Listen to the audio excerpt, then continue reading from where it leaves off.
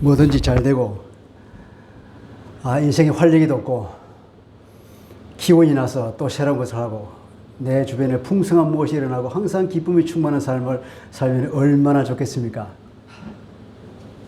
안 그래요? 예.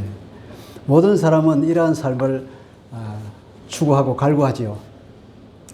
항상 기쁨이 넘치는 삶을 살기 위해서 사람들은 기쁨을 찾아서 헤매기도 합니다. 무슨 재미있는 것이 없나 이렇게 마음의 기쁨을 찾는 사람도 있지만 대부분 육체의 쾌락을 찾아서 헤매고 있죠. 그런 기쁨들은 다 찰나의 기쁨이잖아요. 지나가면 끝나고 그것이 지나가고 나면 이제 오히려 더 허무가 찾아오는 것 같고 그렇게 되죠. 살아있는 것을 자기가 느끼기 위해서 뭔가 일을 하려고 하죠. 사람들은 또 나름의 뭔가 많이 이루어지기를 원해서 사업을 하기도 합니다. 돈을 벌려고 하기도 하죠. 어떤 사람은 권력을 잡으려고 정치를 하는 사람도 있고 또 명성을 얻으려고 여러 가지 일을 다 하죠. 근데 우리가 다 사는 목적들을 따져보면 이런 명성을 얻거나 어떤 권력을 얻거나 돈을 벌려나 이런 것을 다 하려고 하는 건데 그것을 또 깊이 들어가 보면 결국 한마디로 내가 좀 유명해지려고 하는 것밖에 안 되는 거예요. 내가 좀 알리는 거. 그러니까 나 중심이지. 내가 항상 내가 하는 거예요. 그렇게 모든 삶은 그것을 추구하죠. 나 중심의 삶을 사는데. 근데 그렇게 사는 사람들이 행복하냐? 결코 행복하지 못하고. 그렇게 사는 사람이 정말 활력 있는 삶을 사느냐? 사실 그렇지 않단 말이죠. 그것이 문제입니다. 그럼 우리 그리스도인들은 어떻게 살아야 할까? 요한복음 15장은 주님께서 포도나무 비유를 통해서 우리에게 말씀을 줍니다. 포도나무 비유, 이 주님의 설교는 마지막 만찬을 하고 나서 그 자리에서 했는지 아니면 골고다 주님이 겟세마네 동산 잡히시는 그 동산으로 가면서 한 설교인지는 모르지만 어쨌든 거의 마지막 설교, 주님의 잡히시기 직전에 하신 설교죠.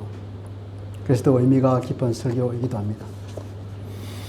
15장 1절을 보니까 나는 참 포도나무요 내 아버지는 농부라 그렇게 비유를 하고 있습니다. 아버지는 농부고 나는 참 포도나무고 그리고 너희는 뭐라 그랬죠? 제자들에게는 너희는 가지라 그랬습니다. 참 포도나무에 붙어있는 가지. 그러니까 여러분 상상해 보십시오. 하나님의 포도밭이 있습니다. 하나님의 포도밭에는 포도나무가 몇 그루일까요? 신혼주 청년, 포도나무가 몇 그루일까요? 엄청 많은. 포도나무는 한 그루밖에 없습니다. 참 포도나무 한 그루밖에 없어요. 그죠? 그리고 그 참 포도나무에 많은 가지가 달린다는 거예요. 그리고 하나님께서 그 포도를 잘 포도나무 갖고 와서 풍성한 열매를 이제 수확하기를 바라는 거예요. 그런 그림을 그리고 있는 겁니다. 오늘 설교는 주님께서 하신 이 설교는 그런 그림이에요. 왜 주님께서 나는 참 포도나무라고 했을까요? 이스라엘은 일반적으로 하나님께서 말씀하시기를 포도나무로 비유를 합니다. 포도나무. 이스라엘 스스로도 자기의 성경을 포도나무로 비유를 하기도 하죠. 이사야서 5장 2절을 보니까 그런 말을 씁니다. 내가 극상품 포도를 심고 좋은 포도 맺기를 바랬는데 덜 포도를 맺었도다 이렇게 탄식하는 말이 나와요. 하나님께서는 극상품 포도를 심었는데 하이 이스라엘 사람들이 덜 포도가 되어버렸단 말이에요. 하나님의 탄식이에요. 예레미야 2장 21절을 보니까 내가 너를 순전한 참종자 곧 귀한 포도나무. 이 참 포도나무잖아요. 참 포도나무를 심었고 널 내게 대하여 이방 포도나무의 악한 가지가 되면 어찌 됨이냐 이렇게 하나님 탄식하고 있어요. 하나님은 참 포도나무를 심었는데 이 이스라엘이 타락하여서 어떻게 됐다고요? 덜 포도가 되어버렸다고. 악한 가지가 되어버렸다는 거예요. 열매 맺지 못하는 악한 가지. 나쁜 열매를 맺는 하나님의 탄식이 돼요. 그래서 예수님께서는 말씀하시 이것은 정확히 번역하면 나는 참 포도나무요. 나는 그 참 포도나무요. 왜 그 참 포도나무일까요? 바로 여기서 이사야서나 예레미야에서 말씀하고 있는 그 포도나무예요. 그 극상품 포도나무. 그 순전한 참종자 귀한 포도나무, 그걸 얘기하는 거예요. 이스라엘은 타락하여서 하나님께서 보시기에 들포도를 맺고 그저 악한 가지가 되었다고 탄식하지만, 그러나 나는 하나님께서 말씀하신 바로 그 극상품 포도요, 참종자 귀한 포도나무, 참 포도나무. 내가 바로 그 참 포도나무다. 하나님께서 이스라엘 사람들을 통하여서 하나님이 구원 계획을 이루시겠다고 계획을 하셨고, 그것을 하나씩 이루어 나가고 있습니다. 그런데 그 이스라엘 사람이 타락해 버렸어요. 그럼 하나님께 어떻게 해야 되겠습니까? 참 이스라엘을 세울 수밖에 없는 거죠. 유일한 참 이스라엘 사람 예수 그리스도를 이 땅에 보냈습니다.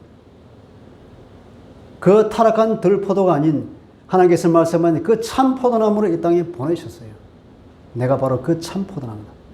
그래서 그 참 포도나무인데, 그 포도밭에 많은 포도나무가 있는 것이 아니라 한 그루밖에 없는 거예요. 한 그루. 그 단 한 그루를 통하여서 하나님께서는 단 한 사람의 이스라엘 사람을 통하여서 하나님께서 구원 계획을 이루시고 오늘날 많은 그리스도인들을 만드셨다는 사실입니다. 할렐루야.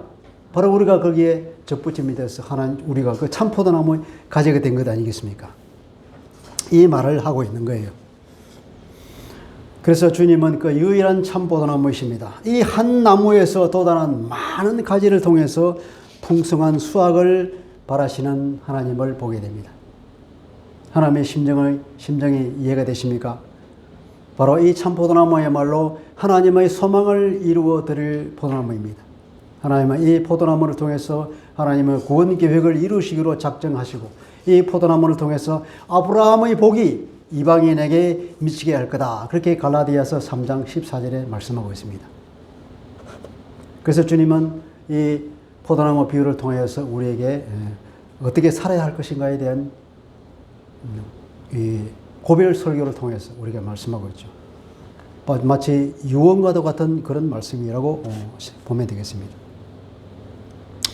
이 포도나무에는 하나님이 농부라 그랬으니까 하나님이 그 포도원을 관리하죠, 그죠? 그 포도나무는 이 한 그루, 단 한 그루인 이 포도나무를 하나님이 관리하신다 이 말이에요. 어떻게 관리할까요? 열매 맺지 않는 가지는 잘라버리는 겁니다. 여러분 무섭죠? 성도란 뭘까요? 성도는 하나님 나라에서 이 포도밭에 있는 그 포도가지라는 것입니다. 포도가지인데 이 성도라고 하는 것은 하나님 나라의 포도밭의 포도가지는 그것은 제목이 되는 나무도 아니에요. 그죠? 관상용으로 쓰는 그런 아름다운 나무도 아니에요. 유일하게 뭡니까? 포도를 수확하고자 하는 그런 하나님의 목적이 있는 겁니다. 이 포도가지를 통해서 하나님께서 원하시는 것은 포도입니다. 포도. 수확하기 위한 겁니다. 그래서 그 포도 열매를 맺지 못하면 이것은 제목으로도 쓰지 못하고 관상용으로도 못 쓰고 이건 뗄나무도 안 돼요. 그래서 어떻게 됩니까? 이 나무는 주님께서 잘라버리면 밖에 나가서 나무가지처럼 날라버리고, 그럼 이것은 뗄나무도 안 되니까 어떻게, 그냥 쓰레기예요, 쓰레기. 쓰레기는 어떻게 합니까? 소각해야 되죠. 주님께서 그렇게 말씀하시는 거예요. 불사르느니라 그런 거예요. 많은 열매를 맺는다고 그러는데 열매는 뭘까요? 어떤 열매를 말할까요? 우리는 성경에서 성령의 열매를 알고 있죠, 그죠? 이 열매라고 하는 것은 내적으로는 성령의 열매라고 말할 수 있겠습니다. 인격의 열매죠, 이것은. 인간 관계에서 나타나는 그 사람의 인격입니다. 이것은 아름다운 하나님의 나라를 이루어 나가는 데서 꼭 필요한 필수 불가결한 요건이죠. 하나님 나라의 사람들이 이러한 인격을 갖추지 못하면 그 나라가 아름다운 나라가 되겠습니까? 지금 우리가 인격이 못 비춰주니까 이 사회가 그냥 엉망진창이잖아요. 서로 다투고 싸우고 서로 용서하고 서로 이해하고 이렇게 사랑을 나누고 살기보다는 어떻게든 서로에게 갈취하고 내가 이기려고 밟고, 그러니까 싸움밖에 안 되지 않습니까? 계속 전쟁이 나고, 그죠? 도둑질하고 그런 사회가 되는 것입니다. 이 성령의 열매는 9가지로 표현되어 있는데, 성령의 열매를 다 아시는 분 한번 말해볼까요? 희락, 화평, 오래 참음, 온유함, 자비, 양선. 오, 빙고. 제일 먼저 나오는 게 사랑. 사랑과 희락과 화평이죠, 그렇죠. 희락이라 그러면 무슨 잘 모르겠죠. 한자가 요즘 이해가 잘 안 되잖아요. 우리 성경을 좀 바꿔야 할 것 같은데. 사랑과 기쁨이죠, 기쁨. 그리고 화평, 평화로운 것. 그리스도인들이 가는 곳은 평화가 이루어집니다. 다투는 곳에 화해가 있고 평화가 이루어지죠. 그래서 기쁨이 넘치고 서로 사랑하는 그런 공동체가 되는 거죠. 또 뭡니까? 오래 참는 거라 그랬죠? 인내하는 것입니다. 남의 잘못도 덮어줄 줄 알고 기다려줄 줄 아는 것. 그런 마음, 그죠? 그리고 자비와 양선이라는데 이것이야말로 너무 이게 우리 마음에 어감이 닿지 않는 안 좋은 어감. 자비와 양선이 아니라 친절한 것과 착한 것이에요. 사람이 이제 친절해야 되죠. 남을 대할 때 친절하게 대하고 그리고 사람이 착해서 남을 착한 마음으로 대하고 이런 것들. 친절하고 착하고 그리고 충성이라는 거예요. 충성, 하나님에게 우리 충성한다 그러니까 우리의 믿음을 다한다는 거죠. 신실한 것입니다. 헬라어로 피스티스란 말이에요. 신실함이에요. 우리의 믿음이죠. 믿음. 그리고 온유하고 온유한 사람은 부드러운 거죠. 부드러운 거예요. 날카롭지 않고 강하지 않고 부드러운 사람. 그래서 사람이 대하기가 쉽고 그죠. 그래서 사람이 붙잖아요. 그런 온유한 사람에게. 그리고 맨 마지막에는 절제할 줄 아는 겁니다. 아무리 우리에게 좋은 것이 온다 해도 그걸 탐욕스럽게 자기를 그렇게 내주지 않고 적정선에서 절제할 줄 아는 거죠. 이것이 우리의 내적인 그 인격의 열매라고 하는데 이게 성령의 열매라고 할 수 있겠습니다. 외적으로는 어떤 일일까요? 외적으로는 어떤 뭐 일이 나타나야 되겠죠. 그죠? 우리를 통하여서 그리스도가 나타나는 것. 우리가 하는 일을 통하여서 그리스도가 하는 일이 이루어지는 거겠죠. 구체적으로 말하면 예컨대 예를 들자면 이제 많이 있겠지만 예를 들면 복음을 전하는 일이라든지 또 사람들을 주기로 인도하는 일이라든지 이 모든 일들이 다 보면 외적으로 나타나는 그런 열매라고 볼 수 있겠습니다. 한마디로 말하면 주님의 일을 우리가 하는 거죠. 주님께서 제자들에게 말씀하시면 내가 이제 십자가를 지고 나는 천국에 올라간다. 그러니까 너희들의 내 일을 해야 된다 그러죠. 내 일을 하니까 너희들은 내가 하는 일도 할 것이 내가 한 일보다 더 큰 일을 할 거라고 주님께서 제자들에게 약속하시지 않습니까? 왜냐? 성령을 보내주시기 때문에 가능하다는 얘기죠. 그런 일을 하셨습니다. 그 일을 제자들이 하는 거죠. 그것이야말로 우리가 맺는 중요한 열매일 것입니다. 자, 하나님께서 포도원 농부로서 관리를 하는데 그런 포도 열매를 맺지 않는 가지는 잘라버리는데 열매를 맺는 가지는 어떻게 할까요? 여기 있잖아요. 열매를 맺는 가지는 더 열매를 맺게 해 그것을 깨끗하게 하시느니라. 포도나무를 깨끗하게 열매를 맺기 위해서 깨끗하게 한다고 하는 것은 열매를 맺게 하기 위해서 뭔가를 한다는 거죠. 거름도 주고 또 뽑고 사람 그 자양을 그건 뿌리에 주는 거고 가지에 대해서 하는 거. 일을 해서 가지에 대해서 깨끗하게 하는 것은 뭐 계속 닦아주는 겁니까? 가지를 닦아주는 벌레 안 먹게 벌레 안 먹게 그 벌레도 잡아주고 뭐 그런 깨끗하게 하는 것도 있겠죠. 근데 더 중요한 것은 뭘까요? 더 중요한 것은 나는 과수를 안 해봤는데 일반적으로는 과수를 하려면은 나무를 열매를 많이 맺게 하려면 가지를 잘라줘야 열매가 오죠. 이 가지를 잘라버리면 이 잘린 곳에서 새로운 가지가 여러 개 난다고. 잘리지 않을 때 이 가지가 하나밖에 없어요, 이게. 여기 잘라버리면 다음에 여기서 3개씩, 4개씩 가지가 나온단 말이에요. 그러면 열매를, 요거 하나 있을 때는 하나밖에, 여기서 한 송이 이렇게 열릴 텐데, 이렇게 되면은 이제 4송이, 5송이 이렇게 열리는 거예요. 그 열매를 만나 그런 방법은 자르는 거예요, 여러분. 열매를 맺는 가지는 하나님의 관리의 손길을 경험하게 됩니다. 그것은 잘리는 것입니다. 아프겠죠? 아파요.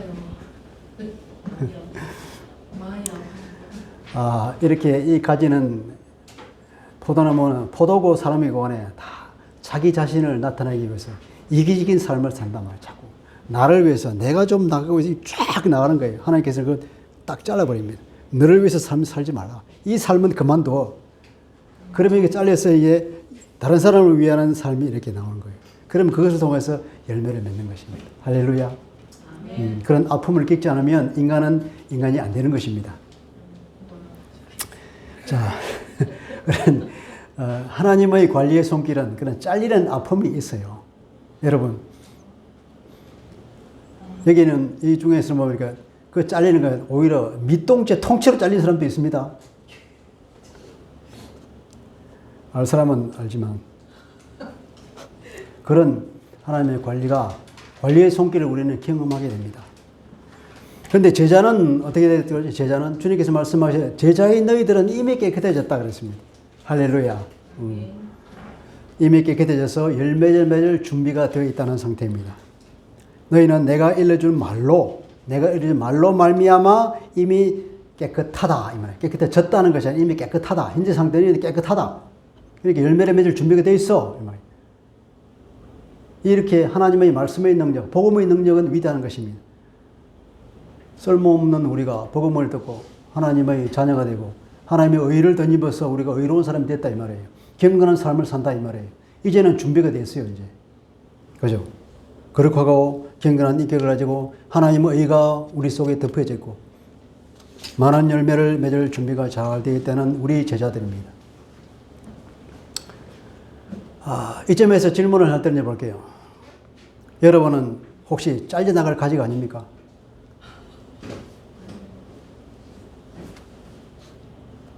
혹시 열매를 맺어야 생존하기 때문에 열매 안 맺으면 잘려버리니까 열매를 맺어야 생존하기 때문에 생존하니까 열매를 맺으려고 막 온갖 노력을 다 하고 그렇습니까?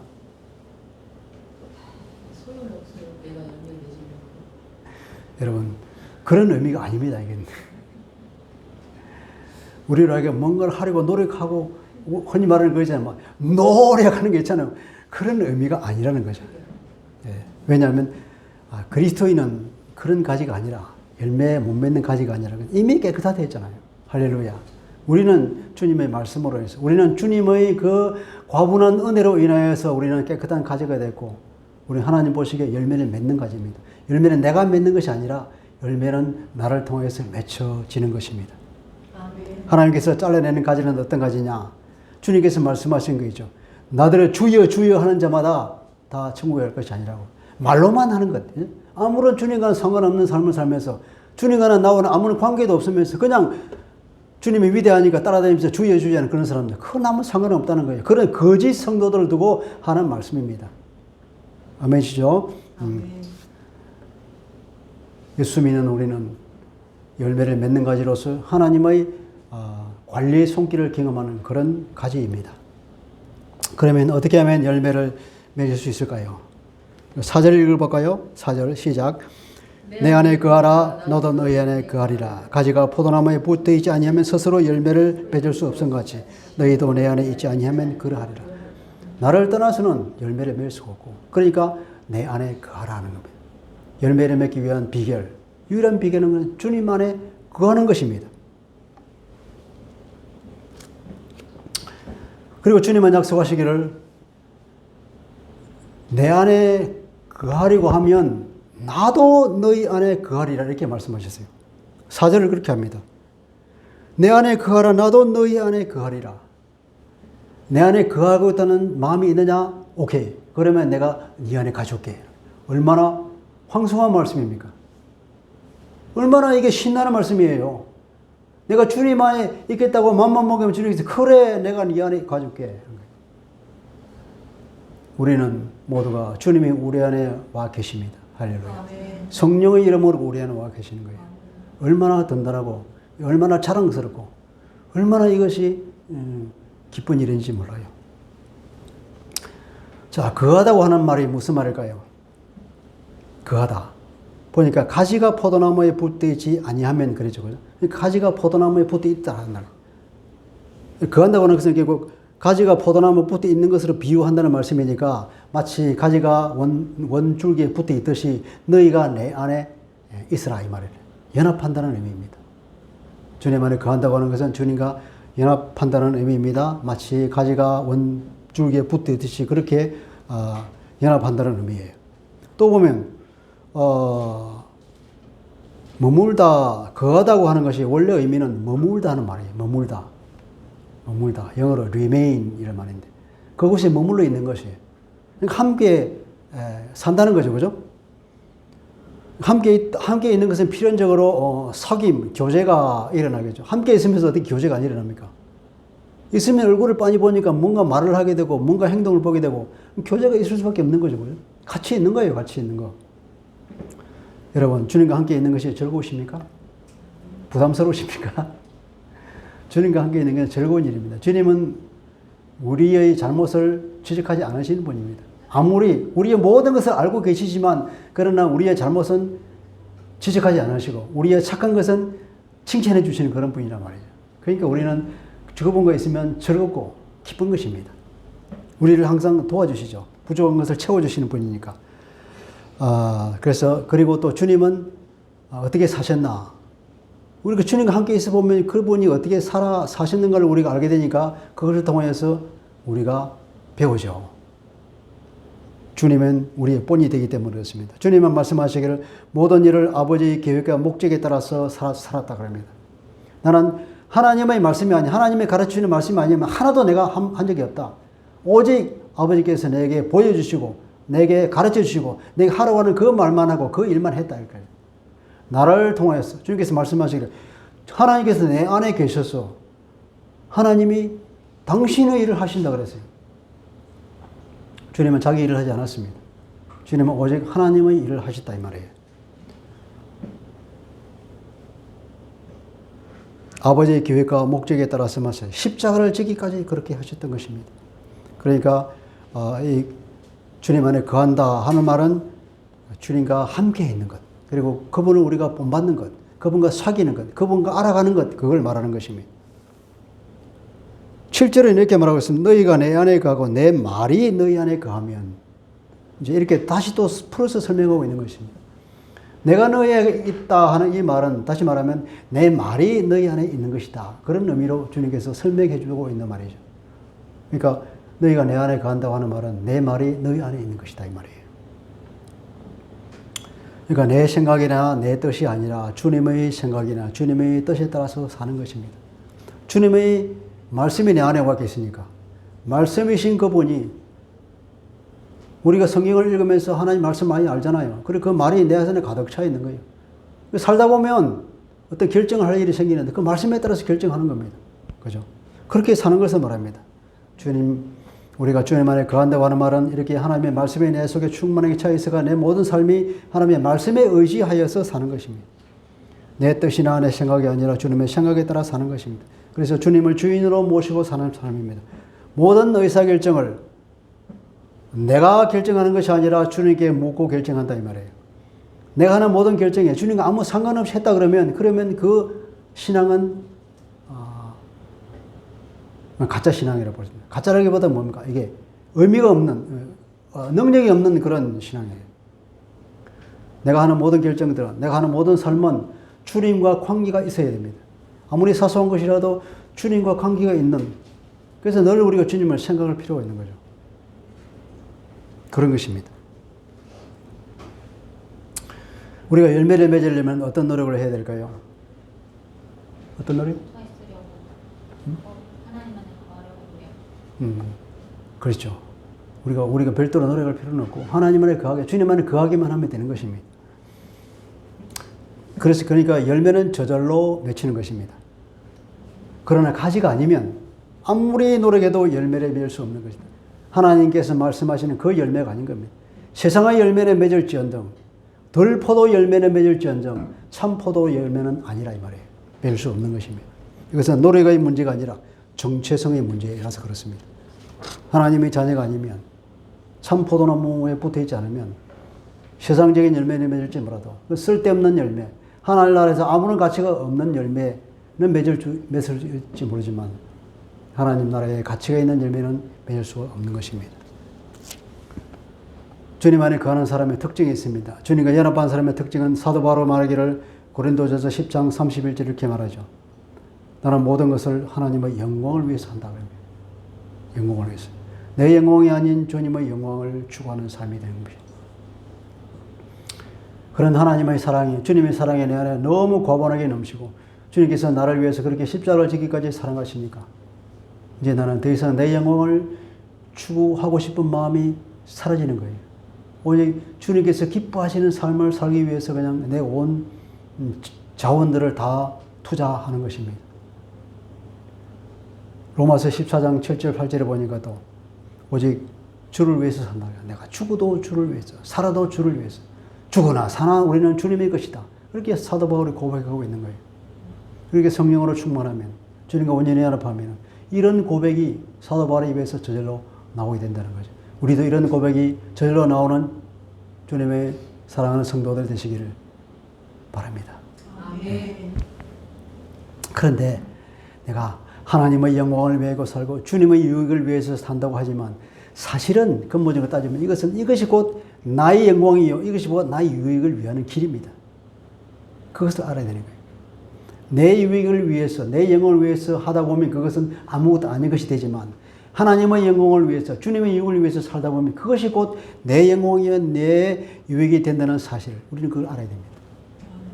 하나님께서 왜 이렇게 살아야 하는 거다? 바로 그것이 너를 위한 길이기 때문에 그렇게 우리에게 공부하는 이유가 바로 거기에 있는 것입니다. 부모가 자식에게 뭔가를 가르칠 때에 항상 보면은 자식에게 유익이 되는 방향으로 가르치지 내게 유익이 되는 방향으로는 그렇게 말하는 부모가 있습니까? 없잖아요. 우선 보면은 부모를 위해서 사는 것처럼 보이지만 사실은 그것은 자녀의 유익을 위해서고 자녀의 영광이 되는 길이기 때문에 부모가 입에 침이 닳도록 이렇게 말하는 거 아니겠습니까? 똑같은 말씀이죠. 하나님의 영광을 위해서 살면 그것은 곧 내 영광이 됩니다. 주님을 위해서 살다 보면 곧 내 유익으로 돌아오는 것입니다. 우리가 이것을 알아야 되는 거죠. 그러니까 눈앞의 이익이 아니라 저 멀리 있는 궁극적으로 어떤 것이 내게 이익이 되는가, 이익이 되는가, 그것을 따져서 산다 보면 이렇게 해서 그리고 우리가 지혜가 필요한 거죠. 어떻게 보면 그걸 좀 나쁜 말로 하면 야 같다고 말할 수 있다. 그 야가 맨입에서 되는 거예요. 눈앞의 꽃감이 중요한 것이 아니라 더 멀리에 있는 더 큰 유익을 위해서 사는 우리가 됐으면 좋겠습니다. 근데 문제는 우리가 이 가지에서 자주 떨어진다는 것입니다. 식물을 보면 한번 붙어 있으면 안 떨어지잖아요. 근데 비유라서 그렇지. 사실은 우리가 이 가지는 좀 못된 가지가 돼서 자주 떨어진단 말이에요. 홀로 살고 싶어 해, 자꾸. 내가 뭔가를 열매를 맺을 수 있을 것 같다는 착각에 자꾸 빠지고 스스로 줄기가 되려는 그런 경향이 있잖아요. 내 생각에 따라서 우리가 얼마나 머리가 좋습니까? 하나님께서 우리 머리를 좋게 만들어서 막 머리가 팽팽 돌아가잖아요. 그리고 과거에 많은 경험이 있습니다. 그 경험들 하면 될 것 같고, 그죠? 그래서 내 영광을 위해서 자동적으로 막 이렇게 저절로 돌아가는 것은 그것이 내추럴한 거죠. 타락한 인간에게는 그것이 자연스러운 겁니다. 이것이 전적으로 타락한 인간의 모습이기 때문에 이렇게 스스로 가치 없는 열매를 맺으려 하는 경향이 있습니다. 주님께서 그렇게 경고합니다. 나를 떠나서는 너희가 아무것도 할 수 없다. 5절이죠. 6절에 보면 가지치는 밖에 버려져 말한다. 사람들이 그것을 모아다가 불에 던져 살아나니라. 이런 주님의 경고가 있습니다.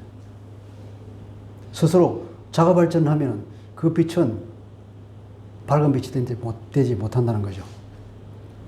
그러면 어떻게 거해야 정말로 거하는 것이 될까요? 그 전에 우선 이런 주님 안에 거하는 자에게 주는 주님의 약속을 먼저 한번 보죠. 우리 7절입니다. 너희가 내 안에 거하고 내 말이 너희 안에 거하면 무엇이든지 원하는 대로 구하라. 그리하면 이루리라. 얼마나 이건 뭐 도깨비 방망이 같은 건 아닙니까? 여러분, 이 말만 가지고 있으면 여러분 천하를 얻은 것 같지 않겠습니까? 오늘 여러분이 이 말을 선포합니다. 다 믿음으로 취하시기 바랍니다. 아멘. 이제 여러분들은 정말 정가의 보도를 가졌습니다. 이제는 무엇이든지 원하는 대로 받는 그런 복이 여러분에게 주어졌음을 주님으로 선포합니다. 아멘. 네. 주님 안에 거하는 자가 받는 복입니다. 주님 안에 거하기만 하면 이런 복을 받는다. 이것은 바로 그 요한복음 13장입니까? 거기서 14장에서 말씀하신 그 복이에요.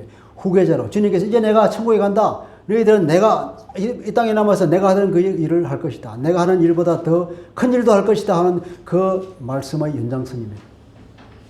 이것은 주님의 후계자로서 이 땅에 사는 그리스도인들이 받는 복이죠. 무엇이든지 원하는 대로 이루어지는 그런 은혜. 요청대로 하면은 모든 자원을 다 공급해 주신다는 것입니다. 무엇을 위해서? 열매를 맺게 하기 위해서. 그런 겁니다. 요한복음 14장 10절, 12절, 14절 보면은 하나님은 그리스도 안에서 계시면서 그리스도를 통해서 당신의 일을 하신다 그래요. 당신의 일을 하기 위해서는 그리스도에게 온갖 능력을 다 주었습니다. 성령의 기름 부으심이 넘쳤다 그랬죠. 주님께서도 우리 안에 계시면서 주님 당신이 일을 하기 위해서는 주님께서 우리에게 필요한 자원을 다 줄까요? 안 줄까요? 당연히 주시겠죠. 그 말 아니겠습니까? 우리가 주님 안에서 주님 안에 거하면서 주님께서 가시고 난 이후에 이 땅에서 주님이 하시는 그 일을 그 열매를 내가 맺기 위해서는 이런 것이 필요합니다 하면 주님께서 그래 네가 하나를 구했으면 내가 두 개를 줄게 이런 분이 아니겠습니까? 아멘. 그런 것을 받아서 철철 넘치는 복을 누리시기 바랍니다. 아멘. 이것보다 더 활력 있고 풍성한 삶이 어디 있겠습니까? 세상 사람들이 그렇게 추구하는 이렇게 활력 있고 이렇게 넘치는 복을 신나는 인생이 안 되겠습니까? 그죠? 8절 봅시다. 너의 열매를 많이 맺으면 내 아버지께서 영광을 받을 것이요 너희는 내 제자가 되리라. 이렇게 번역이 되어 있는데요. 원래 원문은 이렇게 됐습니다. 이것 즉 너희가 많은 열매를 맺고 그래서 너희가 내 제자로 입증됨으로써 내 아버지께서 영광스럽게 되셨다 그 말이에요. 하나님께서 영광스럽게 되시는 조건이 두 가지가 있습니다. 뭐냐? 너희가 많은 열매를 맺고 그리하여 나의 제자인 것이 증명이 되면 열매를 맺는다 그러고 제자인 것은 동일한 거예요. 제자가 아니면서 어떻게 열매를 맺어요? 열매를 맺는다고 해서 제자라는 게 증명이 되는 거죠. 그죠? 너희 열매를 많이 맺으면 그래서 너희가 내 제자인 것이 증명이 되면 그것이 하나님께 얼마나 기쁨이 되는지 몰라. 그 자체가 벌써 하나님이 영광스럽게 되셔서 주님께서 그만해요. 그러면 주님 안에 거하는 사람이 받는 복은 주님이 하는 약속은 너희들을 통해서 하나님의 영광을 받으신다 하는 겁니다. 할렐루야. 아멘. 우리가 사는 것이 다 하나님의 영광을 위해서 산다고 말을 합니다. 어떻게 사는 것인가? 바로 열매 맺는 그 자체가 하나님께 영광이 된다는 거예요. 우리가 주님 안에 있는 그 자체가 하나님께 영광이 된다는 것입니다. 자동적으로. 그런 약속이 우리에게 주어졌습니다. 여러분, 이것보다 더 기쁜 일이 어디 있겠습니까? 이것보다 더 즐거운 일이 어디 있겠어요? 가장 기쁘고도 활력이 넘치는 삶은 바로 이렇게 그리스도 안에 거하는 것으로 시작되는 것입니다. 더 할 일도 없는 거예요. 그냥 이것으로 끝입니다. 이것으로 다 되는 거예요. 다시 돌아가서 어떻게 주님 안에 우리가 거할 수 있겠습니까? 9절을 봅시다. 아버지께서 나를 사랑하신 것 같이 나도 너희를 사랑하였으니 나의 사랑 안에 거하라. 이 말씀을 하다가 왜 사랑 안에 거하라고 하는 걸까요? 이것은 바로 내 안에 거한다고 하는 말은 내 사랑 안에 거한다고 하는 말과 동일한 말이기 때문에 그렇습니다. 주님 안에 거하는 것이 무엇입니까? 주님의 사랑 안에 거하는 거예요. 주님의 사랑 안에 거한다고 하는 것, 내가 무슨 일을 하는 겁니까? 아니죠, 그죠? 주님이 우리에게 넘치는 사랑을 주었는데 그것을 그냥 감사합니다 하고 받으면 되는 거예요. 그걸 누리면 되는 거예요. 주님께서는 말씀하시기를 나의 사랑이라고 강조해서 말하고 있습니다. 원문에 보면 나의 사랑 안에 거하라. 이것은 사랑의 신적 공동체 안에 우리를 초청하는 주님의 자비로운 은혜입니다. 성삼위 하나님은 뭐하고 계십니까? 사랑하고 계시잖아요. 서로가 너무나 사랑하여서 어떤 신학자가 말하기를 성삼위 하나님은 서로를 너무나 사랑하기 때문에 그 사랑의 절정이 넘치니까 그것이 폭발해서 나온 것이 뭐냐? 창조라 이 말이에요. 그 절정이 인간 창조. 하나님의 형상을 닮은 인간 창조. 그 성삼위 하나님의 그 사랑의 신적 공동체 안에 우리를 초청하는 말씀이 이 말입니다. 할렐루야. 얼마나 영광스럽습니까? 얼마나 가슴 떨리는 일입니까? 그 주님의 그 사랑의 공동체 안에 우리를 오라. 감사합니다. 그러면 우리는 그 사랑 안에 들어가는 거예요. 그 넘치는 주님의 사랑 우리 마음껏 누리기만 하면 되는 것입니다. 나의 사랑 안에 거하라. 나의 사랑. 사랑의 흐름은 어떻게 흘러갑니까? 9절에 그렇게 말합니다. 아버지께서 나를 사랑하시는 것 같이. 아버지 하나님께서 아들 하나님께 사랑이 흘러갑니다. 그 아들 하나님께서는 그 제자에게 사랑을 흘려 보내죠. 사랑은 이렇게 위로부터 내려오는 것입니다. 이렇게 성삼위 하나님의 사랑의 공동체 안으로 우리를 편입시켜 주시니까 우리는 그 안에 기쁜 마음으로 들어가서 주님의 그 사랑을 마음껏 누리기만 하면 된다는 것입니다. 이 사랑을 받아들이고 하나님의 공동체 안에 들어가는 것, 달리 말하면 주님의 말씀에 순종하고 주님을 따르기만 하면 된다 이 말이에요. 주님의 그 넘치는 사랑에 들어가면 우리가 할 일이 뭐가 있겠습니까? 그냥 주님을 따라가기만 하면 되는 거예요. 주님의 말씀대로 하면 되는 것입니다. 그런데 뭐가 자기가 잘났다고 주님 말씀 안 듣고 다른 걸로 가면 안 되겠지만 그 주님이 하나님인 것을 우리가 안다면 주님의 말씀을 따르는 것이 얼마나 유익한 것을 우리가 안다 그러면 당연히 따르겠죠. 그런 사람들에게 주어지는 복이 바로 이런 복이라는 것입니다. 주님이 그것을 또 달리 설명합니다. 10절입니다. 내가 아버지의 계명을 지켜서 그 사랑 안에 거하는 것 같이. 주님은 하나님께서 그 아들 하나님에게 사랑을 부어줬습니다. 우리 주님께서 하나님의 사랑 안에 거하는 방법은 뭐였습니까? 하나님의 말씀을 따랐다는 것입니다. 내가 하나님의 말씀을 따름으로써 하나님의 그 사랑 안에 내가 거하였다. 그런 것처럼 너희도 내 사랑 안에 거하기 위해서는 내 말을만 잘 들으면 돼 이 말이에요. 그렇게 하라는 것입니다. 이해가 되십니까? 너희도 내 계명을 지키면 내 사랑 안에 거하리라. 주님의 사랑 안에 거하는 방법은 주님의 계명을 지킨다는 거예요.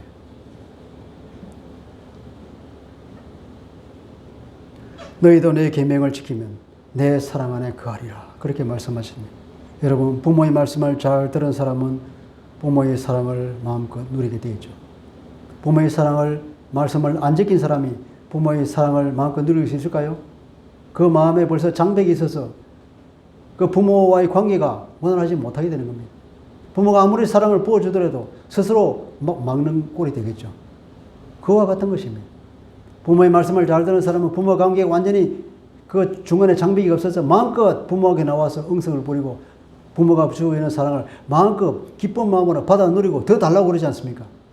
그것이 부모와 자식 간에 넘치는 사랑이죠. 하나님과 성삼위 하나님과 우리 관계도 바로 이렇게 우리가 주님의 말씀을 잘 듣고 주님 앞에 우리가 응석을 부리고 주님 앞에 더 달라고 때를 쓰기도 하고 그렇게 우리가 주님과 우리가 사랑에 점점 깊어지고 무르익어가는 것이라고 볼 수 있겠습니다.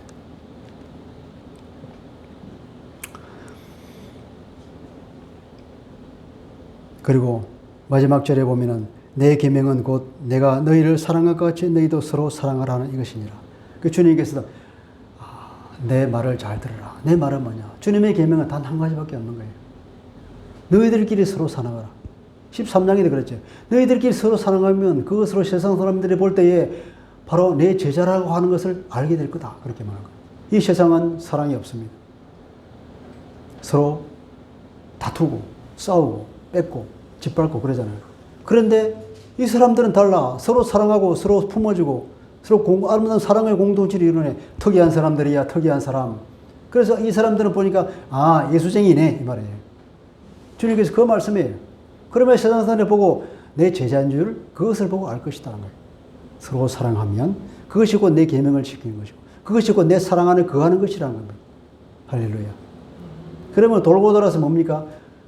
주님 안에 거하기 위한 방법은 우리가 주님을 향해서 무엇을 하는 것이 아니라 우리끼리 그냥 사랑하는 겁니다. 부모가 보기에 그 자녀들이 서로 사랑하는 거 보면 그것처럼 부모의 마음이 흐뭇한 것이 없죠. 자녀들이 서로 싸우면 그것처럼 부모의 마음을 아프게 하는 것도 없는 것입니다. 자녀들이 서로 사랑하는 그것이 부모 보기에 얼마나 부모의 마음이 흐뭇하고 기쁘겠습니까? 부모된 우리는 잘 알죠. 그죠? 이처럼 너희들이 제자끼리 그리스도가 서로 사랑하면 사랑의 공동체를 이루면 그것이야말로 내 사랑 안에 거하는 것이고 내 계명을 지키는 것이고 그것으로서 너희들은 풍성한 열매를 맺게 되어 있다 하는 것입니다. 그것으로 너희들은 하나님께 영광을 돌리게 되는 것이다. 할렐루야. 그것은 다른 말로 하면 이 사랑의 공동체가 이웃에게 확장되는 것입니다. 하나님의 성삼위 하나님의 사랑의 공동체에 주님께서 우리를 편입시켜 주셨습니다. 우리가 제자로서. 그리고 우리는 이 제자들끼리의 사랑의 공동체를 다시 만듭니다. 그러면 하나님의 사랑의 공동체가 이곳에까지 이렇게 확장되는 것이요. 주님께서 그걸 원하는 것입니다. 하나님의 그 사랑의 공동체가 제자를 통해서 확장되고 그것이 다시 이곳에까지 확장되는 거예요. 이것을 주님께서 원하는 것입니다. 이것을 통하여서 이 땅에 하나님의 나라를 만드시고 있다는 하나님의 계획이 아니겠습니까? 그것이 하나님의 원대한 구원 계획의 완성일 줄 믿습니다. 디모데후서에 보면 말세의 시태를 이렇게 말합니다. 디모데 3장입니다. 말세에 고통하는 때가 이를 것이다. 사람들이 자기를 사랑하며 돈을 사랑하며 말세가 되면 자기만 사랑하고 돈만 사랑하는 거예요. 그리고 자랑하고 교만하고 비방하고 부모를 거역하고 감사치 않고 거룩하지 아니하며 이런 말을 나오죠. 오로지 자기만 사랑하고 돈만 사랑하고 다른 모든 것들은 그냥 어기는, 다른 모든 것들은 자기 마음대로 사는 거예요. 그래서 맨 마지막에 보면 쾌락을 사랑하기를 하나님 사랑하는 것보다 더하겠다. 이런 사람들을 너는 떠나라 그렇게 말하고 있습니다. 말세의 사람은 자기를 사랑합니다. 돈만 사랑합니다. 쾌락을 사랑합니다. 하나님을 잊어버립니다. 이때에 우리가 누구를 사랑한다고요? 서로 사랑함으로써 주님을 사랑하고 하나님을 사랑하는 그 모습을 보일 때에 그처럼 하나님의 기쁨이 없다 이 말이에요. 사랑의 공동체가 확장되는 서로 사랑하기, 이것이야말로 주님의 사랑 안에 거하는 것이요, 우리가 주님 안에 거하는 것이요, 그래서 열매를 많이 맺는 것이고, 또 논리적으로 이것이 주님의 제자임이 밝혀지는 것이고, 궁극적으로는 하나님께 영광이요 하나님의 기쁨이 된다는 것입니다. 마지막 말씀입니다. 11절을 보겠습니다. 11절 다 같이 읽어보겠습니다. 11절 시작. 내가 이것을 너희에게 이르면 내 기쁨이 너희 안에서 너희 기쁨을 충만하게 하려 함이라. 이것은 또 보면 나를 위해서 주님께서 어떤 계명을 말씀하신 것이 아니라 바로 너희들 안에 기쁨이 충만하게 하기 위해서 내가 하는 말씀이라는 거예요. 이 모든 것들은 다 우리 안에 기쁨이 넘치도록 하기 위해서. 이렇게 되면 우리가 기쁨이 넘친다는 거죠. 그리스도인들은 기본적으로 기쁨의 사람들입니다. 항상 그리스도인의 기쁨이 넘칩니다. 왜냐? 그리스도의 기쁨이 우리에게 넘치기 때문에, 충만하기 때문입니다. 주님의 명령은 열매를 많이 맺어라, 내 안에 거하라, 계명을 지키라, 서로 사랑하라. 이 모든 말씀은 다 뭐 때문에? 그렇게 하면은 나의 기쁨이 너희 속에 들어가고 그래서 너희 기쁨이 충만할 것이라는 겁니다. 할렐루야. 그리고 그것을 기대합니다. 항상 기쁨이 넘치는 삶을 살려면 어떻게 해야 되느냐? 바로 이 말씀을 따라서 주님의 명령을 잘 지키면 된다는 것입니다. 사랑의 교제는 기쁨을 낳는 법입니다. 자, 말씀을 다시 한번 요약해 보면 우리가 주님 안에 거하기만 하면 많은 열매를 맺고, 그죠? 주님의 제자임이 확정된다 그랬죠. 그러면 그것이 하나님께 영광이 된다 그랬습니다. 거한다, 주님 안에 거한다, 주님 안에 머무른다는 것은 바로 주님과 연합하는 것이요, 주님과 교제를 나누는 것이요, 바로 주님의 말씀이 내 안에 있는 것이다. 그래서 내가 더 이상 내가 내 주인이 아니라 주님을 주인으로 모시고 사는 삶이다. 이렇게 말할 수 있겠습니다. 이것이야말로 우리가 역동적이고도 풍성하고도 기쁨이 넘치는 삶을 사는 비결 중에 비결입니다. 아니, 유일한 방법입니다. 오늘 주님이 우리에게 이 말씀을 하시는 겁니다. 그리고 주님은 또 약속도 주십니다. 너희가 내 안에 거하려고 하냐? 그러면 내가 너 안에 거하겠다고 하는 그런 약속도 주셨습니다. 그리고 구원한 대로 받는 은혜도 주신다고 그랬습니다. 주님 안에 거하는 방법은 무엇입니까? 서로 사랑하는 것입니다. 우리가 서로 사랑하면 그것이 주님의 계명을 지키는 것이고 주님의 사랑 안에 거하는 것이 되고 결국 주님 안에 거하게 된다는 것입니다. 말씀을 잘 들으면 그분의 사랑을 마음껏 누릴 수 있다는 것입니다. 그것은 곧 하나님의 사랑의 공동체에 우리가 편입되고 또 우리 7세계까지 그 사랑의 공동체를 확장하는 일이 된다는 것입니다. 이렇게 되면 우리에게는 기쁨이 충만해진다고 말씀하십니다. 주님의 기쁨이 우리 안에 들어오기 때문에 그렇다는 것입니다. 우리가 이것이야말로 우리가 겉으로 원하는, 세상 사람들이 겉으로 원하는 삶이 아니겠습니까? 살아있는 것이 느껴지는, 내가 스스로 활력이 넘치는 삶, 그리고 풍성한 삶, 그리고 기쁨이 넘치는 삶이 저절로 이루어진다는 것입니다. 할렐루야. 금년의 모토는 바로 이것이 되었으면 좋겠습니다. 이 말씀이 우리의 표가 됐으면 좋겠습니다. 아니, 우리가 이것이 평생의 사명으로 삼고 살아갔으면 좋겠습니다. 그래야 열매 맺는 삶, 역동적인 삶, 기쁨이 충만한 삶, 그런 사람, 우리가 주님 안에 거하고 서로 사랑함으로써 풍성한 삶을 우리가 누렸으면 좋겠습니다. 그러기 위해서는 우리가 주님을 계속 바라보는 일이 있겠습니다. 계속 주님만 바라보는 거예요. 해바라기라고 하는 말이 있듯이 우리가 주님만 계속 바라보는 거예요. 말씀을 묵상하는 것입니다. 말씀이신 그분을 묵상하는 것입니다. 주님과 교제를 하기 위해서는 우리가 기도를 하는 것입니다. 기도는 주님과 교제하는 중요한 방법입니다.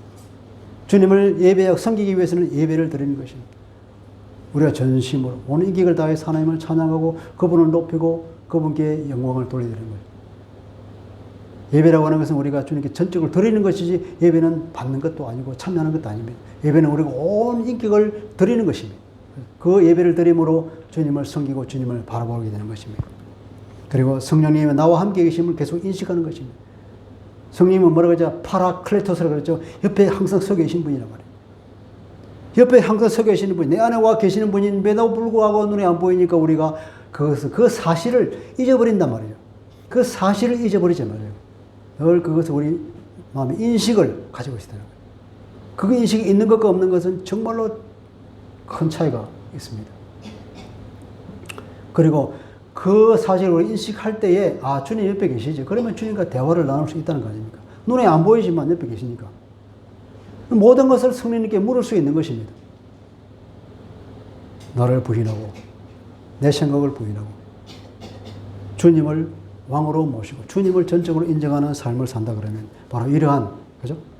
이러한 열매 맺는 삶, 역동적인 삶, 기쁨이 넘치는 충만한 삶을 살 줄 믿습니다. 다 이러한 복을 우리가 금년 한 해 특히 우리가 이걸 모토로 삼고 이것을 늘 추구하는 삶 나가서 평생 우리가 이러한 삶을 살아서 풍성한 삶을 누렸으면 좋겠습니다. 할렐루야. 하나님 아버지 오늘 주님께서 주시는 이 말씀을 통하여서 우리가 정말 우리 심령에 깊이 잘 박힌 못처럼 박힌 말씀이 되었으면 좋겠습니다. 정말 우리가 서로 사랑함으로 늘 주님을 묵상함으로 인해서 우리가 주님과 온전히 연합하여서